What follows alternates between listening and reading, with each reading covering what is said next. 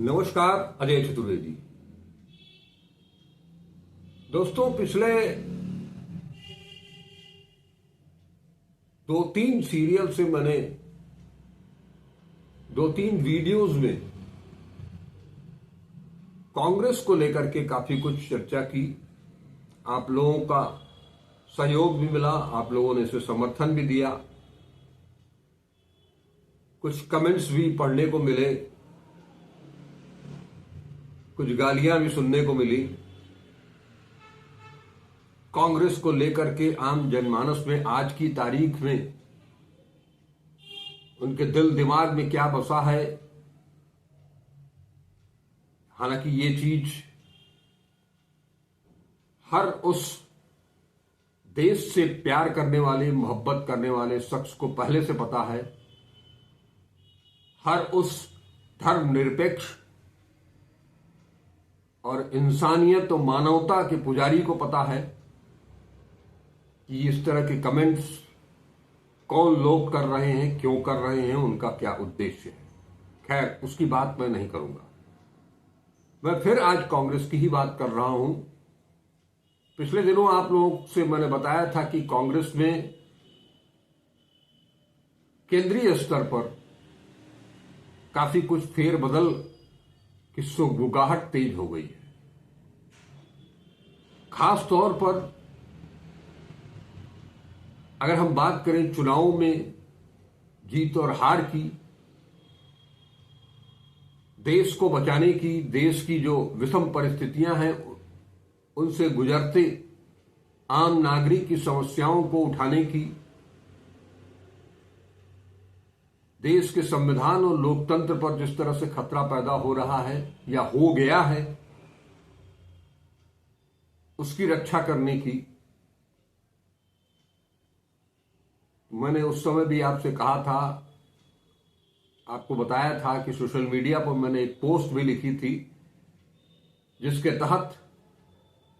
ये बताने की कोशिश की थी कि देश के ज्वलंत मुद्दे, संविधान हो, लोकतंत्र हो, चुनाव हो, चुनावी राजनीति हो, इन सब को पर गहन विचार विमर्श के बाद कांग्रेस को कुछ उस तरह का फैसला लेना चाहिए जैसे आजादी के बाद के दिनों में एक या आजादी के आंदोलन के दौरान भी कांग्रेस के भीतर एक नरम दल और एक गरम दल हुआ करता था। उस नरम दल और गरम दल को लेकर के आगे बढ़ने की जरूरत अब आन पड़ी है। देश के जो ज्वलंत मुद्दे हैं, जिस तरह से संविधान को खत्म करने की कोशिश हो रही है, बात सत्ता पक्ष की तरफ से लोकतंत्र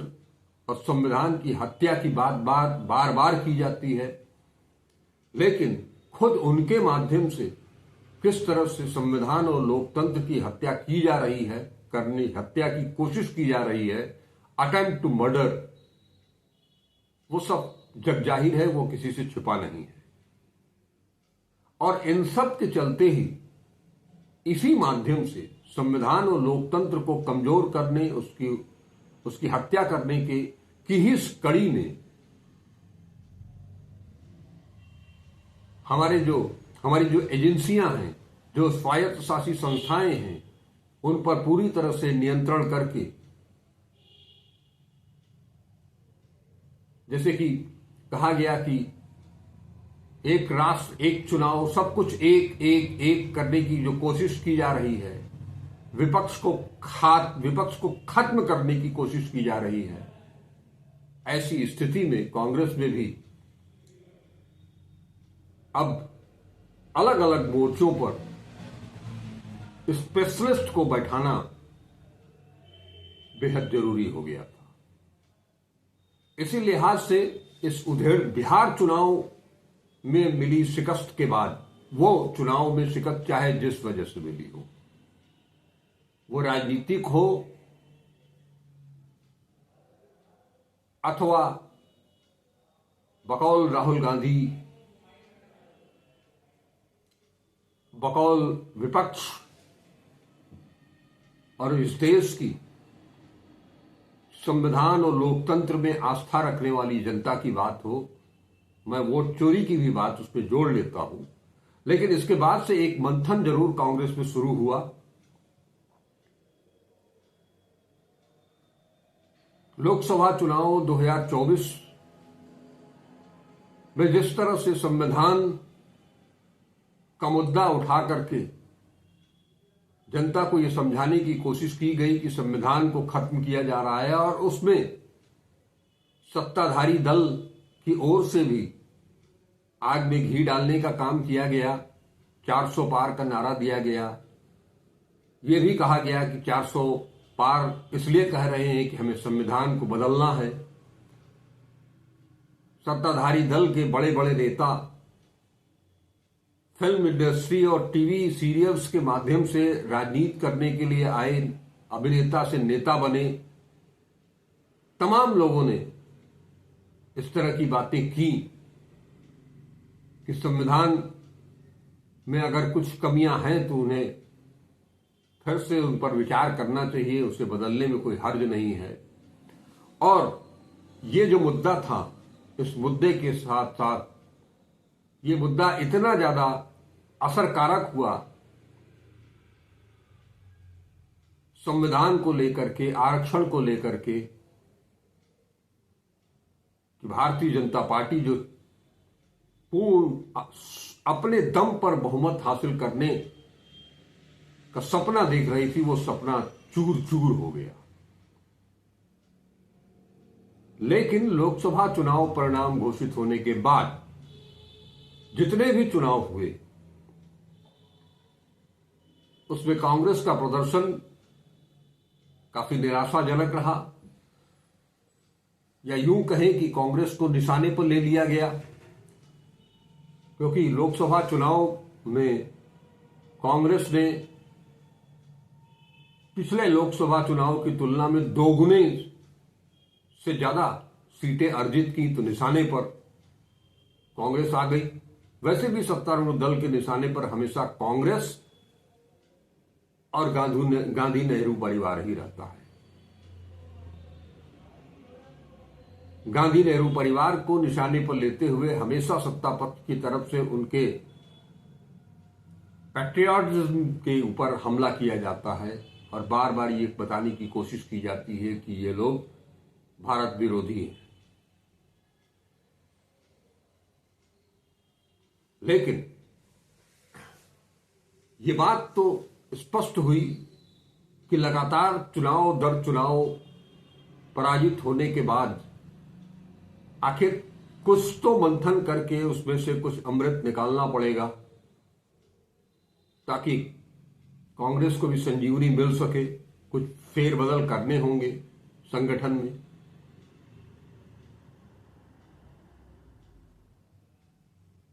कुछ बड़े नेता जो अपनी महत्वपूर्ण भूमिका अदा कर सकते हैं कांग्रेस को चुनावी जीत, चुनावी राजनीति में सफलता दिलाने के लिए, उन्हें कुछ महत्वपूर्ण पदों को बैठाया जाना चाहिए। पिछले वीडियो में मैंने कुछ नाम लिए थे, और खास तौर पर अगर हम बात करें तो जिस तरह से ये बात मैं कई बार कहता रहा हूं, बार बार कहता रहा हूं कि वर्तमान कांग्रेस, जिसे कि राहुल गांधी की कांग्रेस कहा जा रहा है, कहा तो जा रहा है कि ये राहुल गांधी की कांग्रेस है, और इसके लिए राहुल गांधी ने बहुत मेहनत भी की है, जी जान से। लेकिन हर काम, हर छोटी बड़ी चीजें, उन सब पर उनकी पारखी नजर होती है। बावजूद इसके वो भी एक इंसान है, इस नाते कुछ चूक हो सकती है। लिहाजा उनके समानांतर, जैसे मैंने शुरुआत में कहा कि आजादी के बाद और आजादी के दिनों में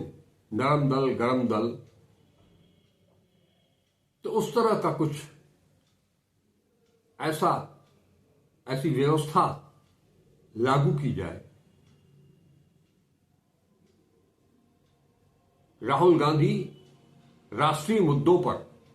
देश को बनाने के लिए, देश को बचाने के लिए जो जंग लड़ रहे हैं, वो चाहे आर्थिक मुद्दा हो, चाहे विदेश नीति हो, चाहे वो समानता का मुद्दा हो, हर तरफ से उन्हें पूरी खुली छूट मिलनी भी चाहिए, क्योंकि वो एक भारत जोड़ो यात्रा, हालांकि मैं 2004 से ही उनको कवर करता रहा, 2022 के बाद जिस तरह से उनका व्यक्तित्व आम जन के बीच उभर करके सामने आया, वो एक नया तेवर, वो एक नई सोच, भारतीयता की सोच, भारत माता की सोच, स्वाधीनता आंदोलन का पुट, आजादी के बाद देश के विकास, उसकी प्रगति जो उनके फोर फादर्स ने की, उसके इनपुट, इन सब को लेकर के राहुल गांधी ने एक बड़ी लकीर खींची है। लेकिन इसके साथ ही एक पार्टी के तौर पर कांग्रेस को सफल बनाने के लिए, क्योंकि हर काम मैंने बताया कि राहुल गांधी नहीं कर सकते हैं, और जिससे आपकी लड़ाई है उसके पास एक विंग ऐसा है कि चुनाव हो न हो, माने 24/7 वो इसी गणित में लगे रहते हैं कि अगला चुनाव कहां होना है, कैसे होना है, क्या करना है, चुनाव कैसे जीतने हैं। इन सब के लिए एक शख्स, एक जिम्मेदार, जिसकी जिम्मेदारी तय की जा सके, जो उन सब का माहिर हो, चुनावी राजनीति का, जनता के बीच उसका सीधा संपर्क हो, आई कनेक्ट हो, ऐसे किसी शख्स को पार्टी को आगे ले जाने की बागडोर सौंपनी चाहिए। अब ये लगातार ये चर्चा इधर बीच में बहुत तेज हुई है, कोई बड़े पदों को लेकर के, राहुल गांधी फिलहाल इस पार्टी के भीतर कोई पद उनके पास नहीं है, वो लोकसभा में प्रतिपक्ष के नेता हैं, पूरे विपक्ष के नेता हैं। वो उस भूमिका को वो बखूबी निभा भी रहे हैं, उस संसद के भीतर भी और संसद के बाहर भी, अपने देश में भी विदेश में भी। लेकिन पार्टी को चलाने के लिए, पार्टी को जीत दिलाने के लिए, पार्टी को एक नए रास्ते पर, वो रास्ता जो राहुल गांधी के रास्ते का अनुसरण करते हुए आगे बढ़े, क्योंकि राहुल गांधी की सोच बिल्कुल सही दिशा में है। ऐसे में केवल पार्टी को खड़ा करने के लिए एक नेतृत्व की जरूरत जरूर है, और इस दिशा में हाल ही में जब राहुल गांधी जर्मनी के दौरे पर गए थे और संसद की कार्यवाही जारी थी, इस दौरान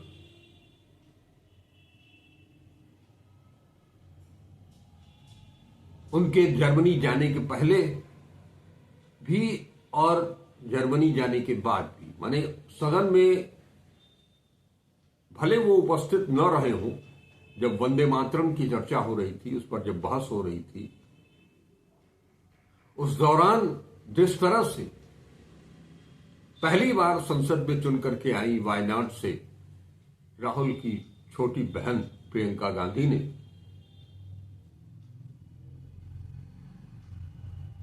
वंदे मातरम गीत को लेकर के प्रधानमंत्री की तरफ से जो शुरुआत की गई बहस की, उसमें जो पंडित जवाहरलाल नेहरू को दोषी ठहराया गया, जिन पत्रों का उल्लेख किया गया, उसका जवाब देते बखूबी जवाब दिया उन्होंने। पंडित नेहरू गांधी फैमिली की लेगेसी को जिस तरह से सदन के पटल पर रखा, और उसी दौरान जब उन्होंने यहां तक कह दिया कि सत्ता पक्ष ये तय कर ले, कोई दिन एक सूची बना ले प्रधानमंत्री, जिस तरह से वो चुनाव में भाषण देने के दौरान कहते हैं कि विपक्ष और कांग्रेस ने उनको कितनी गालियां दी हैं, तो उसकी एक सूची जैसे बनाई थी वैसे एक सूची बना लिया जाए और उस पर संसद में बहस हो जाए, और उस बहस के दौरान सत्ता पक्ष की जितनी भड़ास है पंडित नेहरू को लेकर के, वो भड़ास निकाल ली जाए। और मगर उसके बाद देश की जो ज्वलंत समस्याएं हैं, बेकारी है, महंगाई है, इस तरह की बेटियों की सुरक्षा का मामला है, शिक्षा का मामला है, शिक्षा में घुसपैठ का मामला है, उन सब मुद्दों पर, जरूरी मुद्दों पर बातचीत हो। ये उनका वीडियो काफी वायरल हुआ, और उसके बाद जब संसद का शीत सत्र जब समाप्त हो रहा था, तो एक मीटिंग के दौरान प्रधानमंत्री की मौजूदगी में प्रियंका गांधी का बेहद सहज अंदाज में उस मीटिंग में शामिल होना, उस टी पार्टी का हिस्सा बनना, प्रधानमंत्री से भी कुछ सवाल करना, कुछ हंसी ठहाके भी लगना, एक डिप्लोमेट की तरह से जिस तरह से वो पेश आई, उसके बाद से ये बहस और तेज हो गई कि प्रियंका गांधी को अब एक महत्वपूर्ण पद क्या, महत्वपूर्ण जिम्मेदारी सौंपी जानी चाहिए, देशव्यापी एक जिम्मेदारी उस समय भी प्रियंका गांधी के ऊपर को सौंपी गई थी जब वो सक्रिय राजनीति में 2019 में आई थी। उन्हें उत्तर प्रदेश का प्रभारी बनाया गया। ये दीगर बात है कि वो उस कोशिश में वो सफल नहीं हो पाई, लेकिन इससे उनके कद को छोटा नहीं किया जा सकता, उनकी सोच को कमतर करके आंका नहीं जा सकता, क्योंकि उत्तर प्रदेश की सियासत जब 89 के बाद से वहां कांग्रेस लगातार गिरती चली गई है, उसको तिनका तिनका जोड़ करके फिर से खड़ा करना और इस तकरीबन डूब चुकी नैया को फिर से लहरों के बीच लहरों से लड़ने के काबिल बनाना आसान काम नहीं था। कुछ स्थानीय स्तर पर भी गड़बड़ियां थीं, वो गड़बड़ियां बहुत बड़ी थीं, जिन्होंने अपने कॉकस में प्रियंका गांधी को भी घेर लिया था। लेकिन जब राष्ट्रीय स्तर पर कोई इस तरह की जिम्मेदारी उन्हें सौंपी जाती है, तो वहां यह भी याद रखना होगा कि उन्होंने किस तरह से हिमाचल प्रदेश, छत्तीसगढ़ और राजस्थान में कांग्रेस को बचाया, कांग्रेस की सरकार को बचाया।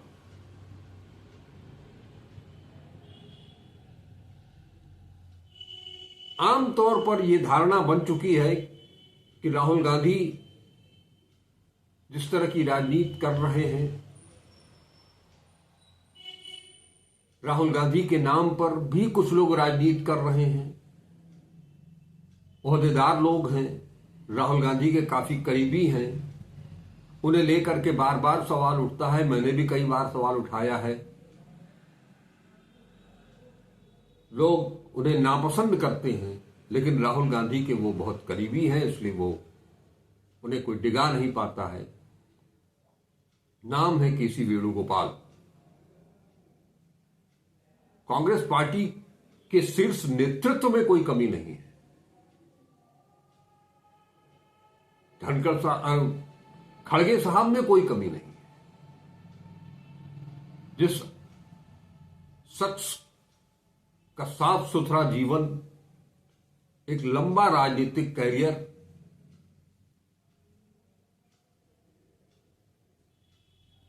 इस देश के शिल्पकारों की सोच के साथ खड़गे साहब हमेशा एक मजबूत दीवार की तरह खड़े मिलते हैं। इस उम्र में भी जितनी वो भाग दौड़ करते हैं, जितना वो सक्रिय रहते हैं, उससे नौजवानों को प्रेरणा लेनी चाहिए। लेकिन हर काम अध्यक्ष तो करेगा नहीं, और खास तौर पर जब चुनावों की बात होगी, चुनाव कैसे लड़ा जाए, संगठन को किस तरह से खड़ा किया जाए, छोटी छोटी बारीकियों को मद्देनजर रखते हुए पार्टी को किस तरह से सफल बनाया जाए, ये काम निश्चित रूप से प्रियंका गांधी बहुत सफलतापूर्वक कर सकती हैं। लंबे अरसे तक अमेठी और रायबरेली में ये करके उन्होंने दिखाया भी है। छत्तीसगढ़, राजस्थान और हिमाचल प्रदेश में ये उन्होंने दिखाया भी है। एक सहज भारतीय नारी का गुण, उनकी संवाद की शैली, उनका आई कांटेक्ट, महिला होने का आकर्षण, ये हर किसी को खींचता है। इस लिहाज से, और उनकी भाषा, राहुल गांधी और प्रियंका गांधी में अगर तुलना की जाए तो भाषा को लेकर के, भाषा मतलब अंग्रेजी और हिंदी की बात करें तो जितना सहज रूप से प्रियंका गांधी अपनी बातों को स्पष्टता से रख सकती हैं हिंदी में और अंग्रेजी में, दोनों में, राहुल गांधी अंग्रेजी में उनको मास्टरी हासिल है। लेकिन उन्हीं चीजों को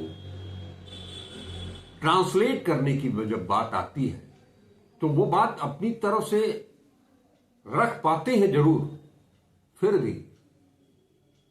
वो सहजता जो प्रियंका गांधी में दिखाई देती है वो कुछ थोड़ा नरम राहुल गांधी दिखाई देते हैं। दोनों में एक विशेष अंतर भी है। राहुल गांधी की छवि एक एंग्री यंग मैन की बन चुकी है, जो सिस्टम से लड़ता हुआ दिखाई देता है। लेकिन हर जगह आप लड़ करके फतह हासिल नहीं कर सकते। बहुत कुछ उस सहजता से, जैसे कि प्रियंका गांधी कर लेती हैं, जैसे कि इंदिरा गांधी कर लिया करती थी, राहुल गांधी में वो पंडित नेहरू वाला रुख स्पष्ट दिखाई देता है। राहुल गांधी वैचारिक रूप से ही नहीं, स्वभाव से भी गलत को तनिक भी गलत स्वीकार नहीं कर सकते।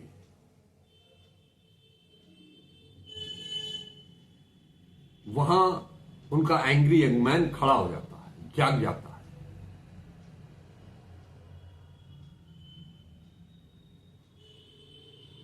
एक पुरुष और एक महिला का अंतर भी सामने दिखाई देता है। प्रियंका गांधी महिलाओं के बीच, बच्चों के बीच, किशोरों के बीच, जनजी के बीच जितनी आसानी से घुल मिल सकती हैं, उनकी बात, अपनी बातों को उनके सामने रख सकती हैं, उनको प्रभावित कर सकती हैं, वो काम किसी वेणुगोपाल कभी नहीं कर सकते। इन दोनों की कोई तुलना ही नहीं है। तो एक बार भी अगर ये बात उठी है, उठ रही है, तो मुझे लगता है कि इसे अपना लेना चाहिए और इसमें राहुल गांधी को या कांग्रेस हाईकमान को भी कोई फर्क नहीं पड़ेगा। और कांग्रेस जो चाहती है, देश जो चाहता है, इंडिया गठबंधन जो चाहता है, उसकी इच्छा पूरी होगी। ये वीडियो आपको कैसा लगा आप जरूर बताइएगा। इसे शेयर करना न भूलिएगा और अब तक अगर चैनल को सब्सक्राइब नहीं किया है तो सब्सक्राइब जरूर कीजिएगा। इन्हीं शब्दों के साथ नमस्कार, अजय चतुर्वेदी।